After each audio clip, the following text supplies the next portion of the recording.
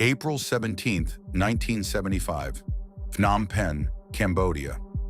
Cambodia enters its fifth year of civil war. The government is on its knees. The insurgents have taken almost the entire country. The capital, Phnom Penh, is now encircled. They flood into the city from all sides.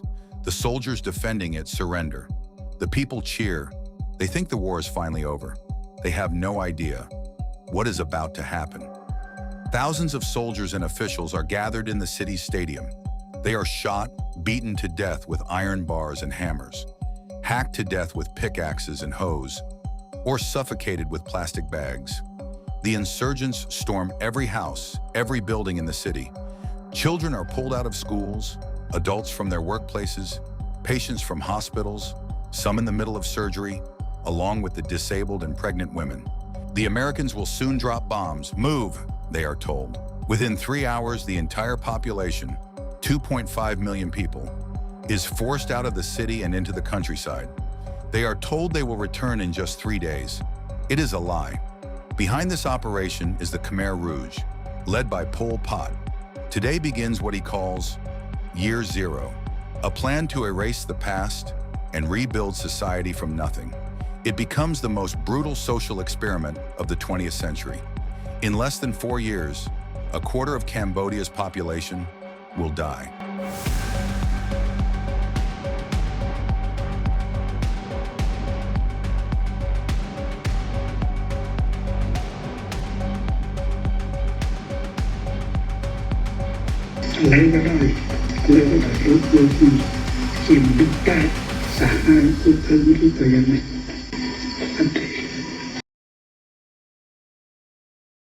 Millions march for days without being told where they're going.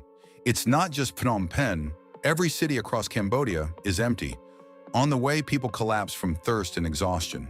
Pregnant women give birth or abort on the roadside. The sick, the elderly, the disabled. Soldiers raise their rifles. Stopping is not an option. When they finally reach their destinations, remote rural villages, they are ordered to strip. They are given black shirts, black trousers, and a striped scarf. They are given paper and pencils. They must write down their biographies in full detail. The Angkar, the organization, must know everything about their lives. In the meantime, the leadership arrives in Phnom Penh. Inside the Silver Pagoda, Pol Pot and the Khmer Rouge proclaim the birth of democratic Kampuchea. Pol Pot looks at the empty capital. He feels disgust at what Cambodia has become. Once the center of the mighty Khmer Empire, the Cambodia he sees, colonized until recently by France and historically overshadowed by Vietnam, is a weak country. The reason he forced everyone out of the cities is that, to him, cities are the clearest expression of this decay and foreign contamination.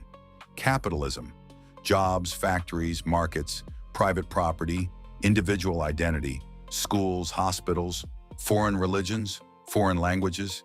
He abolishes everything. He wants it crushed, erased. Money and land titles, burned. He is also dissatisfied that Cambodia has barely 8 million people. He wants 15, possibly 20 million, fast within just a decade. In fact, he has a plan. Back in the countryside, the anchor has read their biographies. Anyone with ties to the previous government, anyone religious, Christian or Muslim, anyone belonging to an ethnic minority, professionals, teachers, doctors, lawyers, artists, musicians, writers, filmmakers, anyone educated, anyone who speaks a foreign language or does not speak Khmer well enough, anyone showing signs of wealth, jewelry, pale skin, hands too soft, a mark from a wristwatch, even wearing glasses. They are blindfolded, loaded onto trucks, taken to open fields. Their lives are not worth a bullet. With iron bars, pickaxes, hoes, bamboo sticks, they are beaten and hacked until their bodies collapse, lifeless, into mass graves. Other corpses are left in the fields to become fertilizer. It is better to kill an innocent by mistake than to spare an enemy, he says. It is better to go too far than not far enough, he shouts. To keep you is no profit. To destroy you is no loss, victims hear, screamed at them before being murdered. This is what Pol Pot understands for a perfect country, a society made equal by removing those who make it different. This is not Soviet-style communism. There is no industry to sustain it. This is Pol Pot's own version of it, agrarian socialism, a version in which there are no cities, no institutions, no past, only fields and farmers, and obedience. Those who pass the biography test are redistributed. Families are separated. Husbands and wives shuffled across different villages. Villages are segregated by sex, men with men, women with women. Children above the age of 7 are seized from their parents and raised by the state. They are then given farming equipment. They will work 10-day cycles from 5 a.m. to 6 p.m. with 1 day of rest. They are asked to produce 3 times the normal yield per hectare. In the fields, they are not allowed to talk to each other. They receive no salary, only 2 rations of watery rice porridge per day. In the worst periods, rations can be as little as a single 10-kilogram bag of rice per day, shared among 200 people.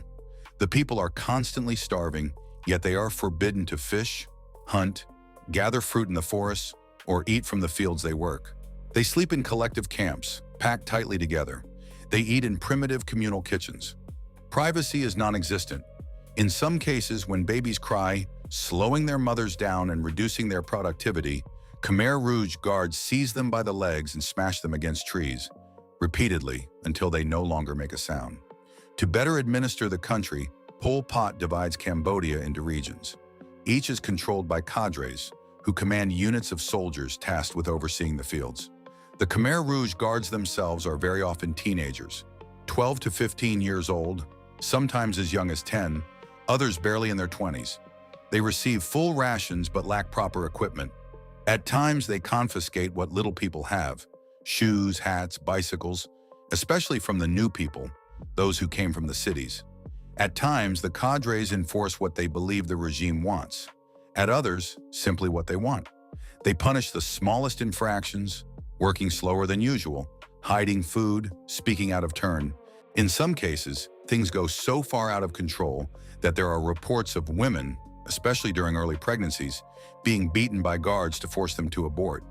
Their fetuses are stolen, dried, then turned into ritual amulets believed to make the wearer invincible, a Cambodian tradition. The Koan Kroach. The Angkor pairs men and women en masse in state-arranged marriages with complete strangers, forcing them to reproduce under supervision.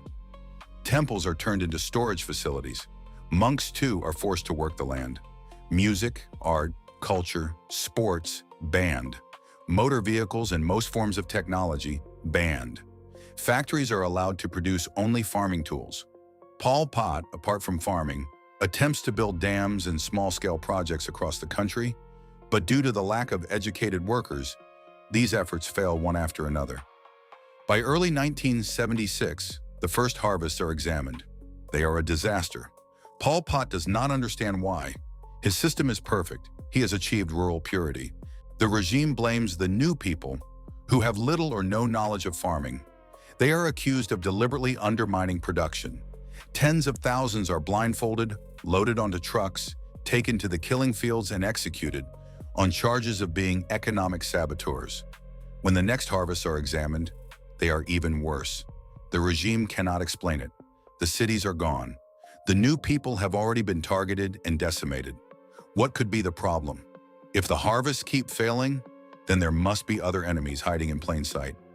Suspected guards and cadres begin to be arrested too, blindfolded, loaded onto trucks, then taken to prisons. They are forced to write their biographies. They are beaten until they confess everything, forced to name other conspirators before being executed. One arrest brings 10 more. Those 10 bring 100 more. Suddenly, the definition of enemy expands to the point where anyone can be one. Paranoia sets the system into a vicious cycle of self-destruction that accelerates at enormous speed. Enemies are suddenly everywhere. Through 1977, purges intensify. Tens of thousands of cadres and guards are killed. Entire regions of Cambodia are devastated. Tens of thousands of cadres living near the border flee into neighboring Vietnam. When the 1978 harvests are assessed, the results are humiliating. Paranoia grows to such an extent that it no longer looks inward. If production keeps failing despite having gotten rid of underperforming farmers and traitorous cadres, then it must be because it's being sabotaged from abroad. So Pol Pot turns Cambodia against its historical enemy, Vietnam. It is a terrible mistake, and he will pay for it. The Vietnam War ends in 1975. North Vietnam defeats the United States and its allies, unifying the country under a communist government. The world, still locked in the Cold War between capitalist and communist blocs, does not want Vietnam to expand its influence across the region. In this context, Cambodia is seen as a counterweight to Vietnamese expansion. Both regimes are communist, but they fundamentally disagree on how communism should be implemented. The Khmer Rouge begin carrying out raids against Vietnam almost immediately after coming to power. In April 1978, they launched their most daring attack. They capture 3,000 Vietnamese villagers at the border, torture them, and kill them. The Ba Chuk massacre. Vietnam invades Cambodia. Within just 2 weeks, it captures almost the entire country, including Phnom Penh. Khmer Rouge cadres who had fled into Vietnam are reorganized by Vietnam into a new pro-Vietnamese Cambodian government and installed in the capital to rebuild the country. Pol Pot and the Khmer Rouge leadership flee to the Thai border. The Vietnamese invasion ends the Cambodian genocide. This is the kind of moment where you would expect the world to cheer. Finally, someone intervened and put an end to the tragedy. Yet the international response leaves a bitter aftertaste. The United States, China, Europe, the entire international community condemn Vietnam for invading its sovereign neighbor. Absurd as it may sound, the Khmer Rouge, despite causing the deaths of hundreds of thousands of civilians each year, still held Cambodia's seat at the United Nations and retained it even after the Vietnamese invasion. Every major power had turned a blind eye to the catastrophe unfolding in the country. As long as the regime served as a counterweight to Vietnam's influence in the region, everything it did was treated as an acceptable trade-off. In 1979, China invades Vietnam from the north to force it to withdraw from Cambodia. The conflict between the two reaches a stalemate. Vietnam does not retreat. It remains in Cambodia for the next 10 years, until 1989. The Vietnamese invasion enables millions of Cambodians to leave the fields and return to their homes. Most have lost parents, children, spouses, entire families. In the cities, people occupy whatever houses they can. It becomes a race, whoever arrives first. Few can prove ownership, as land titles had been destroyed. With so many homes left empty, however, finding shelter is not difficult. Some even take over their neighbors' houses, waiting to see if anyone returns. After 1979, Pol Pot and the Khmer Rouge retreat to the Thai border. They continue fighting for years, first against the Vietnamese, then against the new Cambodian government. In 1997, Pol Pot is overthrown by his own men and placed under house arrest. In his final interview, he appears calm. He downplays the deaths. He asks the interviewer,